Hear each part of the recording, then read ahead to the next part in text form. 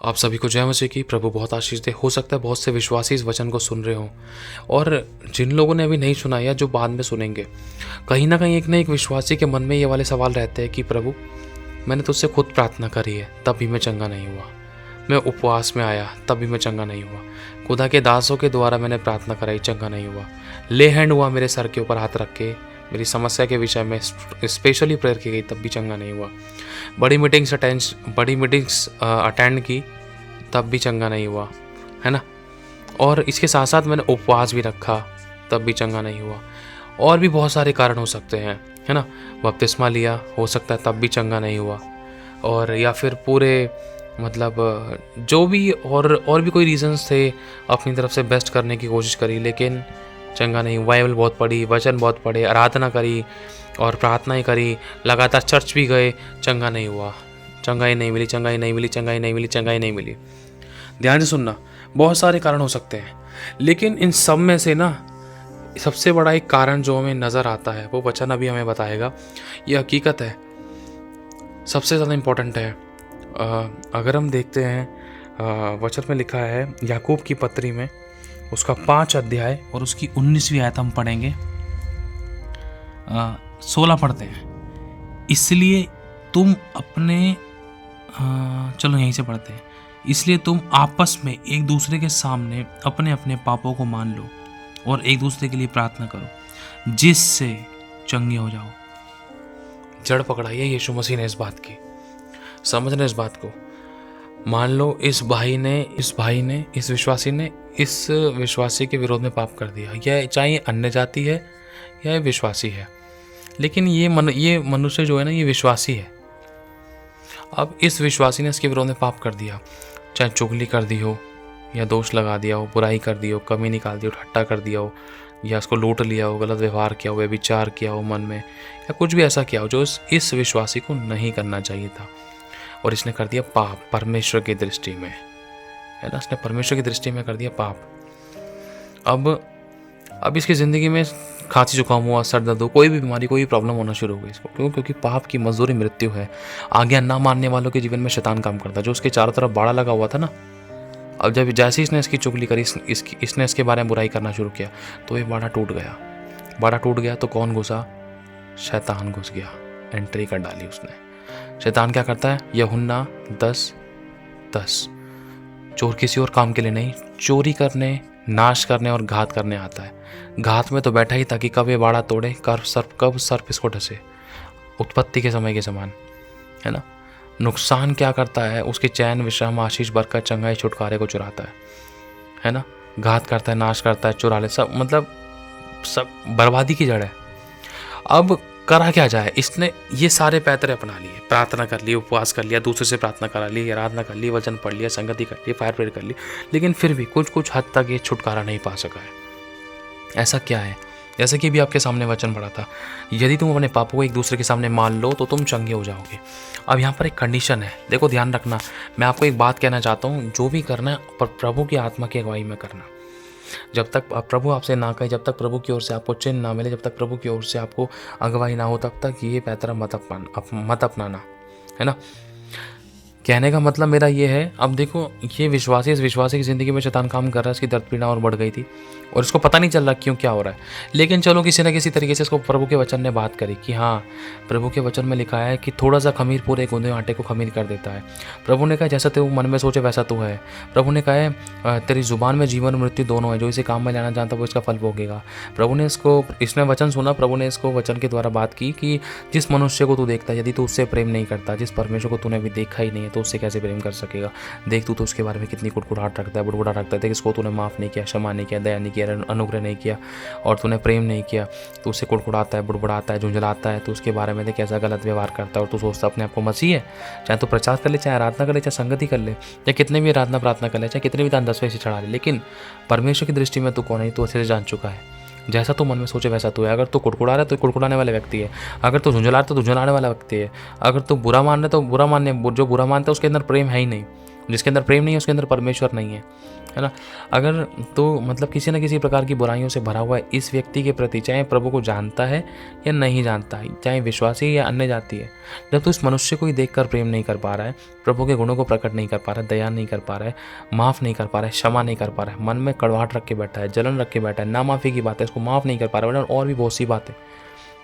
जब तेरे अंदर से बुराइयां निकल रही हैं, सो जो तेरे अंदर है वही तेरी ज़िंदगी को प्रकट करता है, क्या है तू, है ना। जैसे तेरे मन में है वैसे तू है, जैसे तू मन में सोचे वैसा तू है। तो सोच कर देख, तूने अपने मन में किसी एक के भी प्रति जलन रखी तो सोच तू जलन रखने वाला मनुष्य है। कड़वाहट रखी तो उसका मतलब तू कड़वाहट रखने वाला मनुष्य है। गुस्सा, अगर तूने किसी के प्रति बहुत खतरनाक तरीके से जल उठाया है तो उसका मतलब बहुत तू गुस्सा करने वाला इंसान है। तो क्या खुदा इस बात ऐसे व्यक्ति से खुश होगा? अब सोच कर देखो, जब शैतान ने यहाँ पर एंट्री कर ली है तो इस वाले गेट से यीशु बाहर निकल गया है, क्योंकि प्रकाशित वाक्य में साफ लिखा है, मैं तेरे द्वार के बाहर खड़ा हुआ खटखटाता हूँ, यदि तू अपना द्वार खोलेगा तो मैं भीतर आके तेरे साथ प्रवेश करूँगा और मैं तेरे साथ भोजन करूँगा। अब एक कुर्सी पर एक ही जना बैठ सकता है, इसके मन की कुर्सी पर अब कौन बैठा है ये देखने की ज़रूरत है। शैतान बैठा है या यीशु बैठा है? जब ये सारी बुराइयां अंदर है तो शैतान ही बैठा है। अब यीशु किसी की गोद में नहीं बैठ सकता। अब यीशु मसीह उस कुर्सी पर सेटल इसलिए नहीं हो सकता क्योंकि यीशु पाप के साथ हाथ नहीं मिलाता, है ना। यीशु पापी से प्रेम करता है, इसलिए वो दरवाज़ा खटखटाता है। यीशु उस दरवाजे को छोड़कर नहीं गया है। यीशु दरवाज़ा खटखटा रहा है कि कोई नहीं मेरे बच्चे, तू बदलेगा, तू पश्चाताप करेगा, पाप का अंगीकार करेगा, मन फिराएगा, मेरे को बुलाएगा तो मैं बैठूंगा ना। यीशु नफरत नहीं कर रहा है पापी मनुष्य से, यीशु पाप से नफरत करता है ना। अब इस कंडीशन के अंदर ये बोलता है कि प्रभु मुझको चंगा होना है। तो ये चंगा क्यों नहीं हो पा रहा? इसका कारण ये है कि इसकी ज़िंदगी में कहीं ना कहीं गुप्त पाप है, चाहे वो कोई जानता है या नहीं जानता है, लेकिन खुदा को पता है और इस मनुष्य को खुद पता है और शैतान भी जानता है। अब करना क्या है इसको? अब इस विश्वासी को ये एक विश्वासी है, ये चाहे विश्वासी है या अन्य जाति है, अब इसको अपने पाप का अंगीकार करना है, या तो मनुष्य के सामने या सिर्फ डायरेक्टली प्रभु के सामने। या प्रभु के सामने अंगीकार करना है या इस मनुष्य के सामने करना है। अब इस मनुष्य के सामने सोच समझ कर करना है, कहीं ये मनुष्य इसके पाप का अंगीकार करने की वजह से कहीं ये डिटाई ना दिखाने लगे, कहीं ये सर पर ना चढ़े।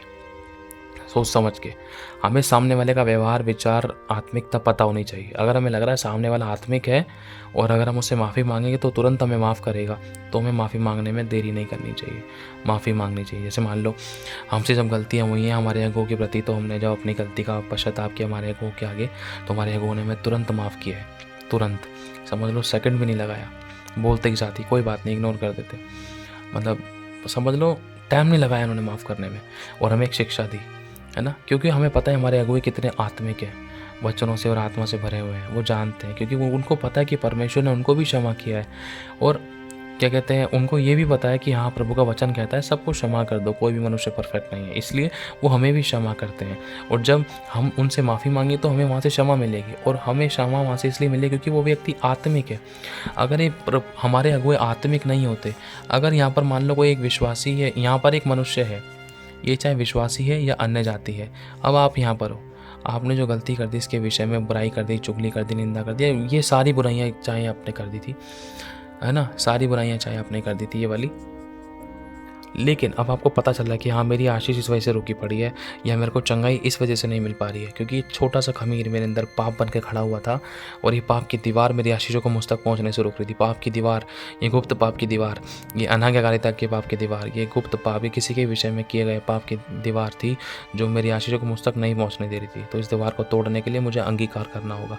तो जब ये विश्वासी अंगीकार करने के लिए जाता है सामने वाले व्यक्ति के सामने, लेकिन ये विश्वासी नहीं है, ये वाला मनुष्य विश्वासी नहीं है, और एक गुस्से से, कुड़कुड़ाहट से, बुराइयों से, मतलब नशे पत्ते से, दुनिया भर का नशा पत्ता करता है, और इसका व्यवहार भी अच्छा नहीं है।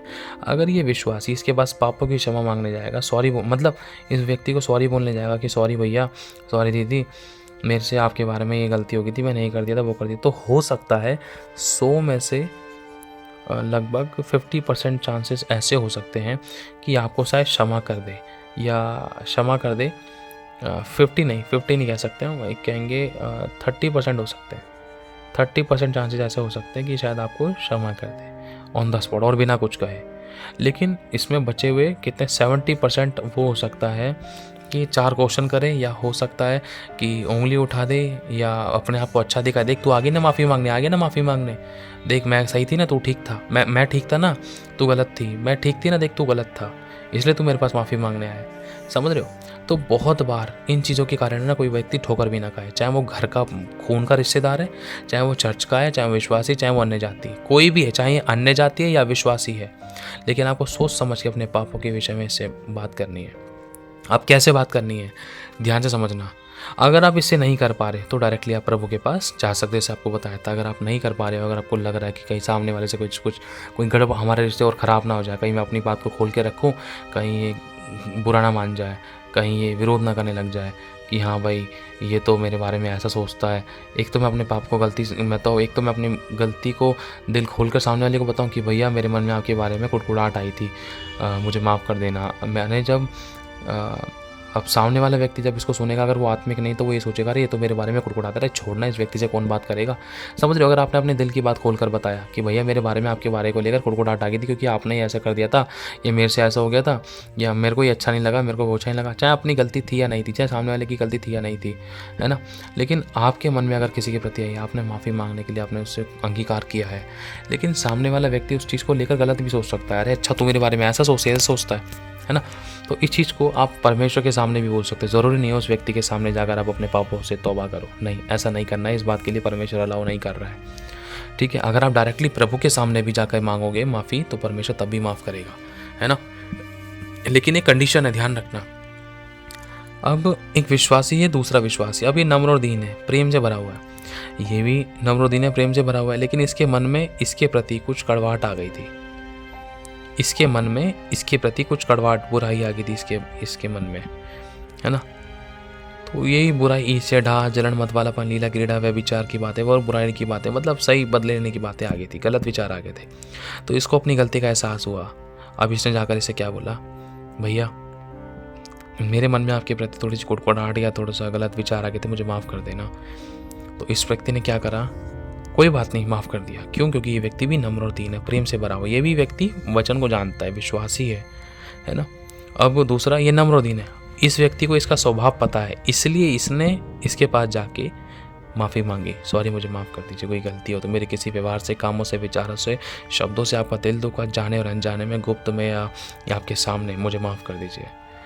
और ये व्यक्ति अगर क्वेश्चन करता है, अब मेन चीज़ आती है, अगर आपने सामने वाले से जाकर माफ़ी मांगी है, इसने मतलब इस विश्वासी ने, आपने इससे जाके माफ़ी मांगी है, हम ये क्वेश्चन कर सकता है कि भाई तू माफ़ी क्यों मांग रहा है, चाहे ये विश्वासी है या अन्य जाति है।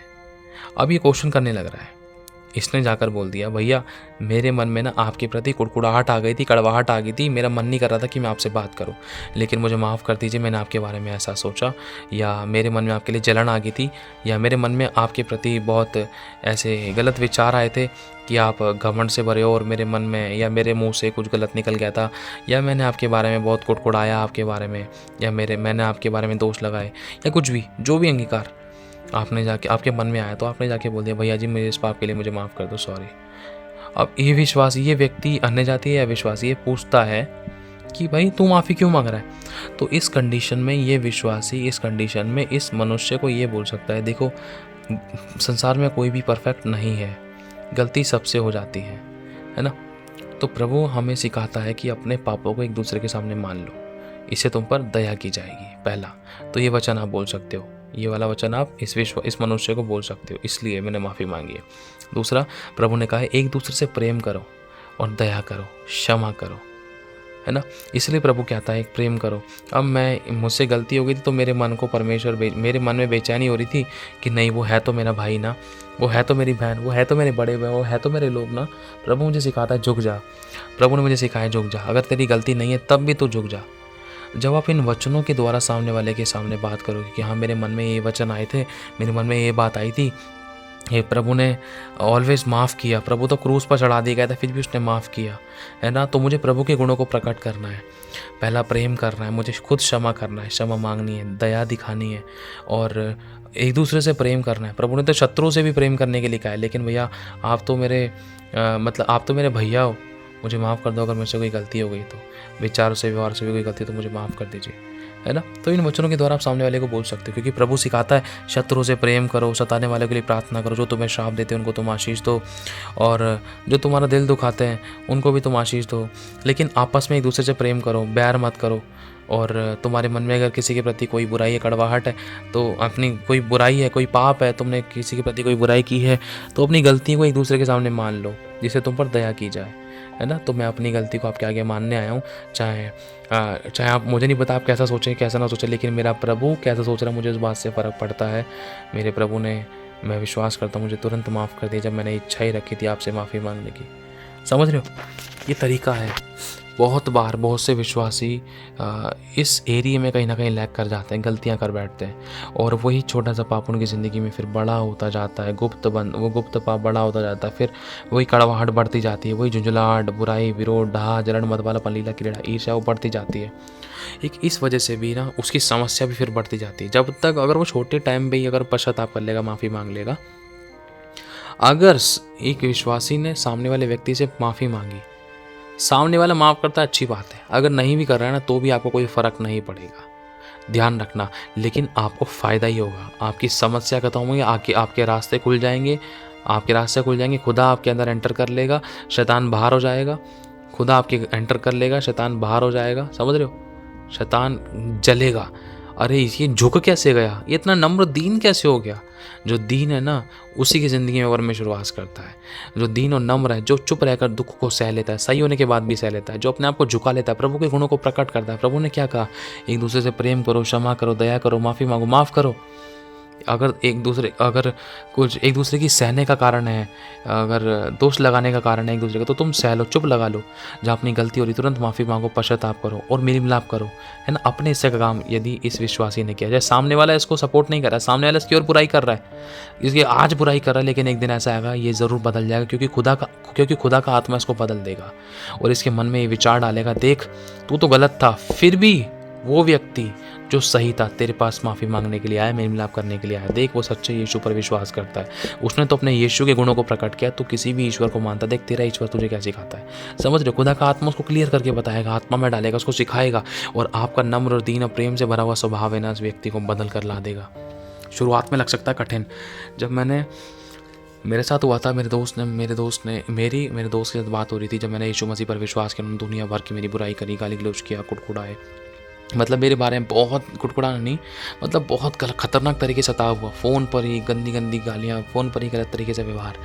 लेकिन जब फ़ोन काटा गया, ब्लॉक लिस्ट में डाल दिया गया, शायद मुझे पता नहीं क्या हुआ क्या नहीं हुआ, याद नहीं मुझे पूरी तरीके से, पता नहीं, लेकिन बात नहीं हुई हमारी काफ़ी लंबे टाइम तक। उसी टाइम में ना मैं रोया, जब फ़ोन पे बात करना बंद हो गई थी, उसी टाइम 2-5 मिनट बाद ही मैं रोने लगा। मैंने प्रार्थना की, प्रभु ये देखिए लोग तुझे नहीं जानते, मेरे दोस्त तुझे नहीं जानते, जैसे मैं तुझे नहीं जानता था, एक टाइम पे मैं भी तेरा विरोधी था, लेकिन जैसे ये लोग तुझे नहीं जानते प्रभु, तो उनकी भी ज़िंदगी में काम कर। लेकिन तू मुझसे प्यार करता है ना, किसी को कोई जान और माल की हानि ना हो, तो बचा ले इनको। मैं जानता हूँ मैं तेरी आँख की पुतली हूँ, तू मेरा पलटा लेता है, लेकिन प्रभु ये भी तेरे स्वाद चखें, ऐसा कुछ कर, इनकी भी ज़िंदगी में तेरा आत्मा काम करे, इनकी बंद बुद्धि खुले।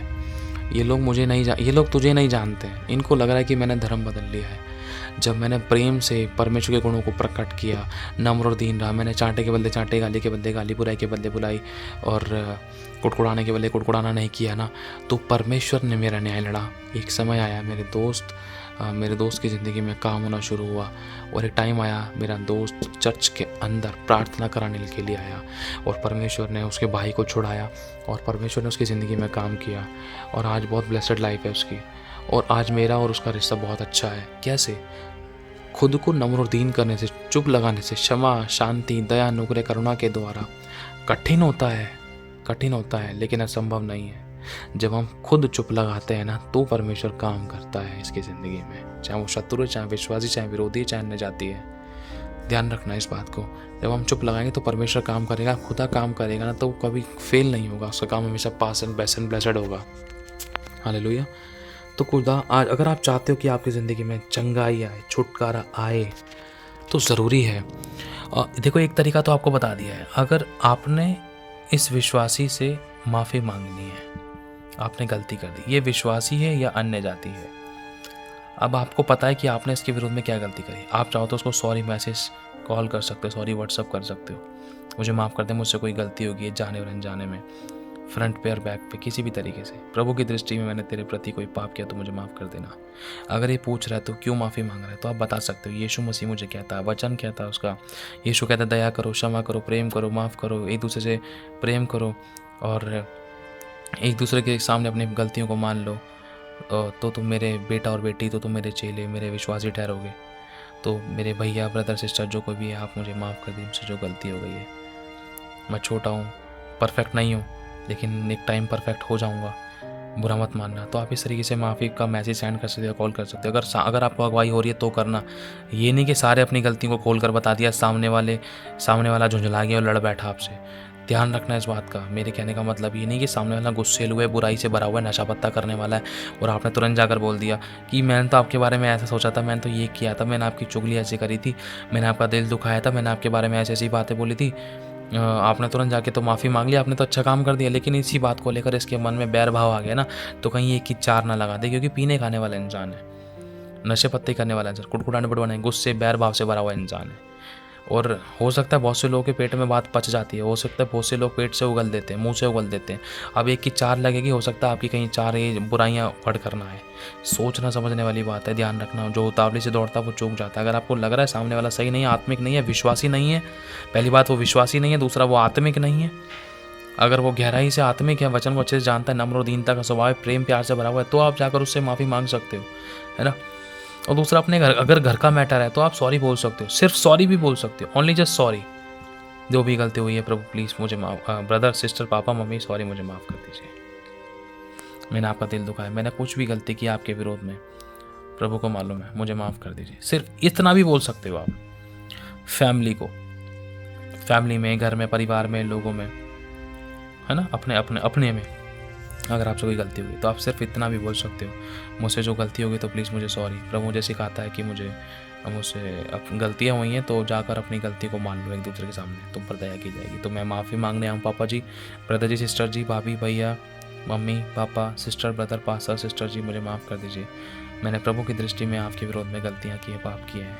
मेरे शब्दों से, विचारों से, व्यवहारों से, कामों से आपको हर्ट हो तो मुझे माफ़ कर देना। प्रभु मुझे सिखाते हैं, मेरा मन बेचैन हो रहा था कि मैं माफ़ी मांगूं, क्योंकि प्रभु ने मुझे सिखाया तू माफ़ी मांग और देख मैं तेरी ज़िंदगी में काम करूँगा। हालेलुया। तो आप इस तरीके से सॉरी बोल सकते हो कि हाँ, प्रभु ने सिखाया मुझे, जब मैं माफ़ी मांगूंगा तो परमेश्वर मेरी ज़िंदगी में काम करे। क्यों? क्योंकि प्रभु ने कहा, ये तुम अपने अपराधों को एक दूसरे के सामने मान लोगे तो तुम चंगे हो जाओगे, तुम पर दया की जाएगी, है ना। तो मैं माफ़ी मांगने के लिए आऊँ। बस इतना क्या कर भी तुम, इतना छोटा सा सॉरी वर्ड बोल कर भी तुम हट सकते हो, आज़ाद हो सकते हो, फ्री हो सकते हो। अब सामने वाला आपको माफ़ कर रहा है नहीं कर रहा है उसकी करनी उसके साथ है, लेकिन आपको क्षमा मिल गई है, खुदा आपसे खुश है और आपकी ब्लेसिंग आ रही है या आ चुकी है या शुरुआत हो गई है ऑन द स्पॉट। सच बता रहा हूँ आपको। अगर ऐसा नहीं हो सकता तो आप, एक और तरीका है, सीधा खुदा के पास जाएं, दैट्स इट। जहाँ पर लग रहा है मनुष्य से माफ़ी मांगने की मोमेंट, तो आप मांग सकते हो। अगर आप माफ़ी मांग रहे हो या नहीं मांग रहे, दोनों कंडीशन में आपको परमेश्वर के गुणों को, प्रेम, प्यार, नम्रता, दीनता को प्रकट करना ही करना है। चाहे आप माफ़ी नहीं मांग रहे थे, लेकिन परमेश्वर के गुणों को प्रकट करना है। लेकिन आपको माफ़ी मांगनी ज़रूर है। किससे? अगर मनुष्य से नहीं मांग पा रहे तो परमेश्वर से जाकर बोल दे, प्रभु देख मैंने इसके विरोध में शब्दों से, विचारों से, व्यवहार से, कामों से, सोचों से, इस बहन के, भाई के, ब्रदर सिस्टर के, पास्टर सिस्टर के बारे में मैंने ऐसे पाप किया, मुझे माफ़ कर दे। मैंने गुप्त पाप किया, मैंने ऐसे पाप किया, मैंने वैसे पाप किया, मैंने इन सभी पापों को क्षमा कर दे, यीशु तेरे लहू से मुझे धो दे। तो सच बता रहा हूँ, जब आप बोलोगे यीशु तेरे लहू से मुझे धो दे, मेरे इन पापों के विषय मुझे क्षमा कर, तो सच में खुदावंत की दया और शांति, उसकी क्षमा आपकी ज़िंदगी में आएगी और प्रभु आपको क्षमा करेगा। प्रभु ने कहा, धर्मी चाहे 7 बार गिरे तब भी वह उठ खड़ा होगा, क्योंकि यहोवा से संभालता है। अब देखो लिखा है, इसलिए तुम अब आपस में एक दूसरे के सामने अपने अपने पापों को मान लो और एक दूसरे के लिए प्रार्थना करो, जिससे चंगे हो जाओ। प्रार्थना करो। अगर आपका दिल, आप एक विश्वासी हो, आपका दिल इस व्यक्ति ने दुखाया, चाहे विश्वासी या अन्य जाति, आप जाकर इसके लिए प्रार्थना करो। दीदी, ब्रदर, पास्टर, सिस्टर, मुझे आपके लिए प्रार्थना करनी है। अगर प्रार्थना प्रार्थना करने के बाद आप बोल भी सकते हो, मुझसे कोई गलती है तो मुझे माफ़ करना, कमी पेशी हुई है और मैं बहुत बार गिरा हूँ, मैं परफेक्ट नहीं हूँ ना, मैंने आपका, मेरे शब्दों से, विचारों से, व्यवहार से, काम से मैंने आपका बहुत दिल दुखाया, मुझे माफ़ कर दीजिए। प्रभु सब जानता है जो मैंने गलतियाँ की हैं, मुझे माफ़ कर दीजिए। आप जब प्रार्थना करोगे, प्रार्थना करने के बाद भी अगर आप माफ़ी मांगोगे तो भी बहुत अच्छा है, लेकिन आपको कोशिश करनी, मेन मतलब आपके लिए कोई ना कोई तरीका मिले और प्रार्थना में रखना, प्रभु की अगुवाई मांगना और इच्छा रखना। जब आप आपस में एक दूसरे के सामने अपने पापों को मान लोगे तो तुम चंगे हो जाओगे, क्योंकि लिखा है चंगे हो जाओगे, क्योंकि धर्मी जन की प्रार्थना के प्रभाव से बहुत कुछ हो सकता है।